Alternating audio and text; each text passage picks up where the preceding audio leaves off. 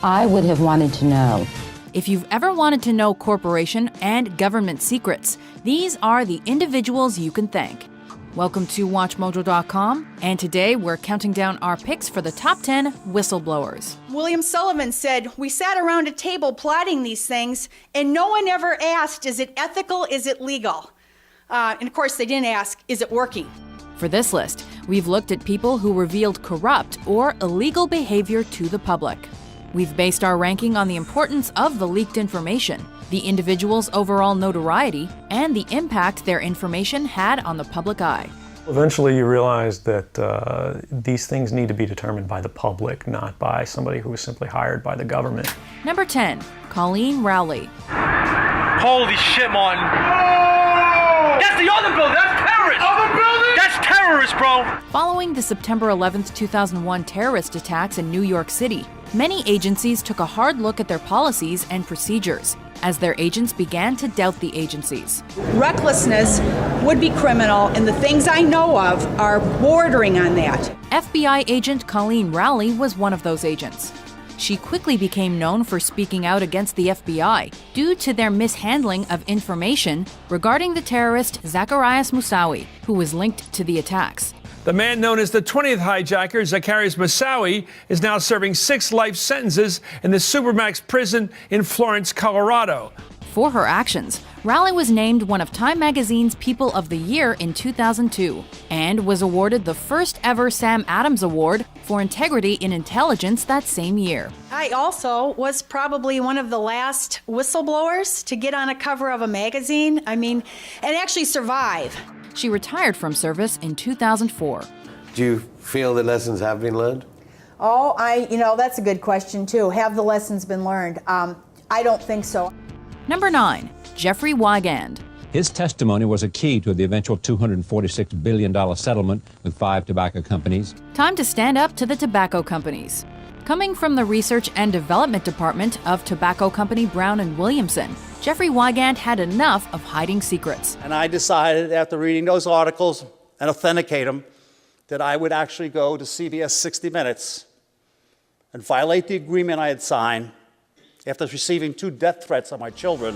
In 1996, Wigand was interviewed by 60 Minutes and told the public that his company had increased the amount of nicotine in their cigarettes by manipulating the tobacco blend. We're in a nicotine delivery business. And that's what cigarettes are for.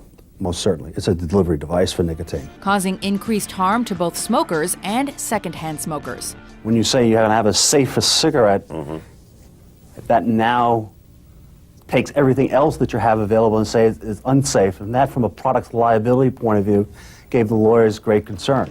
Since then, Wigand has become an expert witness in tobacco-related cases. And his story got an even wider audience thanks to the Hollywood film The Insider. If you ask me, would I do it again? Do I think it's worth it? Yeah, I think it's worth it. Number 8, Mark Whitaker. Wearing a wire for 3 years undercover. I attempted suicide twice, so it had a lot of serious aspects to that case.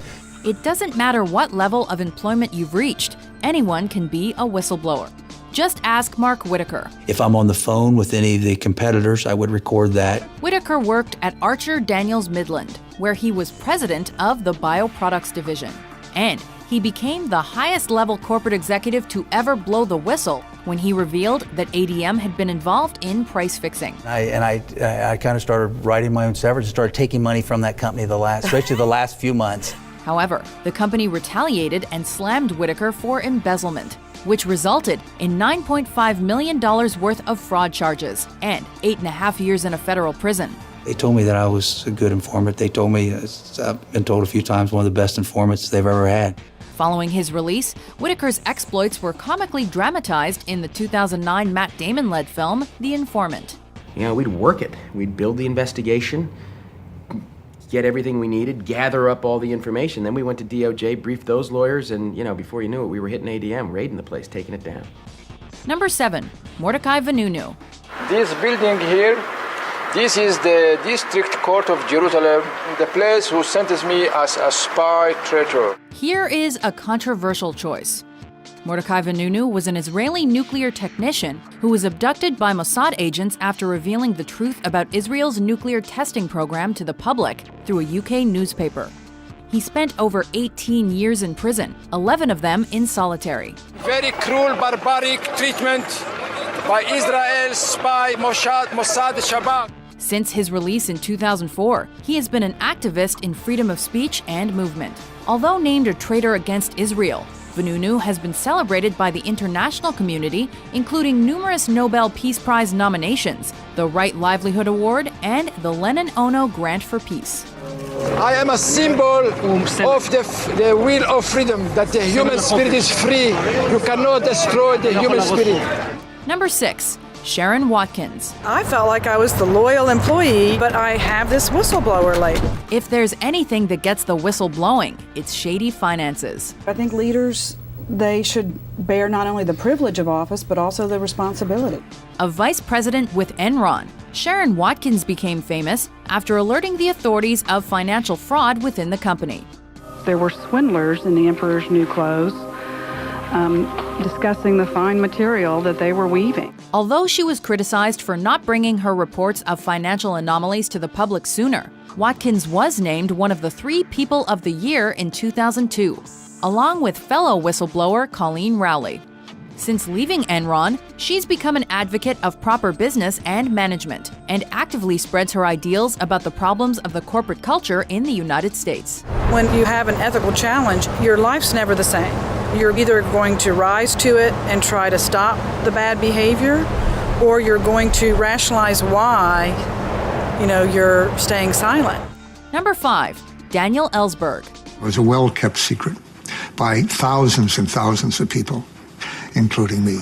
Like other industries, the military has no shortage of whistleblowers. One of these is Daniel Ellsberg, a former United States military analyst who worked for the Rand Corporation.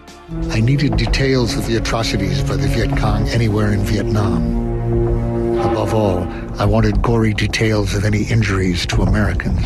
While employed there, Ellsberg became disenchanted with the Vietnam War and subsequently photocopied and publicly released a number of classified documents regarding decision-making during the conflict. I met with reporter Neil Sheehan at the New York Times and leaked information about a secret CIA report on enemy troop strength. These documents, now known as the Pentagon Papers, revealed unreported bombings in Laos and Cambodia, raids in North Vietnam, and the full role of the United States in the assassination of South Vietnamese President Ngo Dinh Diem in 1963. We need those whistleblowers right now. We need another Edward Snowden and many more of them, and Chelsea Manning, to inform Congress as to what this country is being asked to get into.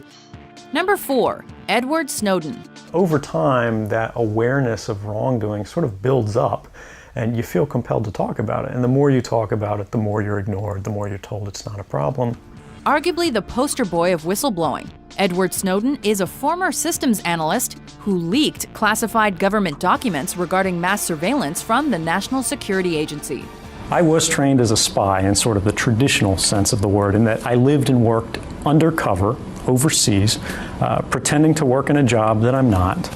The information didn't just affect the United States, as it disclosed information about surveillance on many different European countries, including some allies. If I end up in chains in Guantanamo, I can live with that. Snowden's actions have sparked the debate over government monitoring, individual privacy, and even national security. And he's been branded as both a hero and a traitor. The greatest fear that I have regarding the outcome for America of these disclosures is that nothing will change.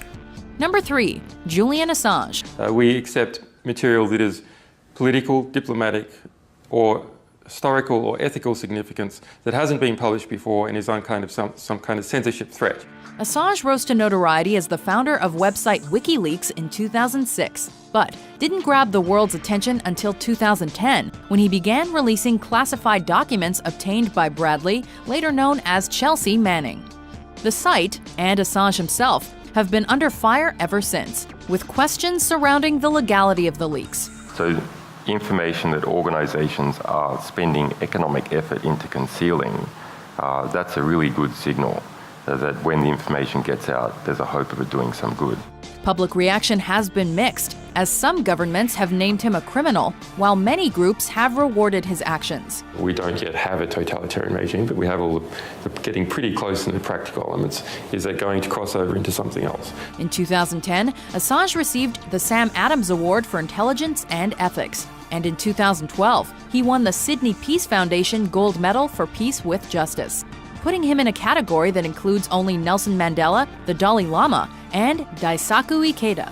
It's my great pleasure to present you with the Sydney Peace Medal for your conviction that truth matters and that justice depends on it, and for your courage and leadership and tenacity in journalism and publishing. Number 2, Mark Felt. For more than 30 years, Felt denied he was the source who connected the White House to the June 1972 break-in at the Democratic National Committee headquarters. Mark Felt is the man we can thank for exposing corruption in the White House and for taking down the Nixon administration thanks to the Watergate scandal. Therefore, I shall resign the presidency effective at noon tomorrow. Known only as Deep Throat until he went public in 2005, Felt was the Associate Director of the FBI, the agency's second highest post, when he released sensitive information to Washington Post journalists Bob Woodward and Carl Bernstein. He was insistent that we not disclose, and I think we wanted to protect that principle. Deep Throat's whistleblowing was made public in the mid-70s with the release of the book and later the film All the President's Men, which only added to Deep Throat's mystique. It involves the entire U.S. intelligence community, FBI, CIA, justice. It's incredible. Before we unveil our top pick, here are a few honorable mentions. This is division plainclothes. This is actually an illegitimate arrest. But that happened all the time. Heaven forbid you should embarrass the administration with your disclosures, but if you expose their illegality, you're really gonna pay for it. You're in trouble.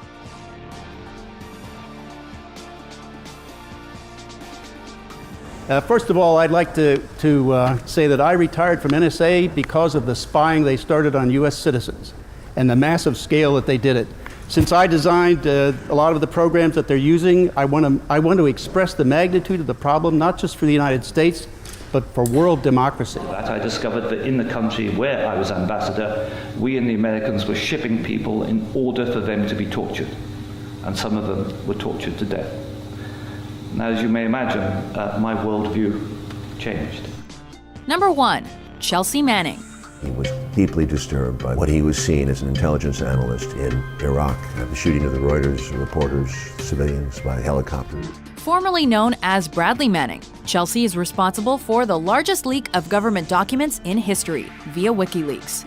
Many of these documents, including 500,000 Army reports, describe military operations and airstrikes during the Iraqi and Afghanistan wars, and were obtained while Manning was serving as an intelligence analyst. He drew the cell that he was in on the floor and how he had to lay in the cell and how the light was on him 24 hours. Forced to sleep without cover. Conditions far worse than soldiers who have been convicted of cold-blooded murder.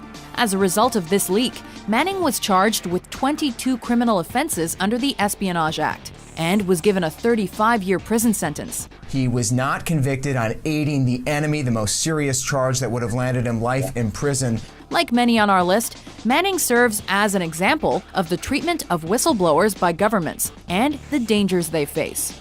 The soldier will serve time at Leavenworth Maximum Security Prison in Kansas. The prison has 515 beds and no female prisoners. Do you agree with our list? Which whistleblower intrigued you the most? For more investigative top 10s published every day, be sure to subscribe to WatchMojo.com. Of course, they have a lot of nuclear secrets. I only worked there 9 years.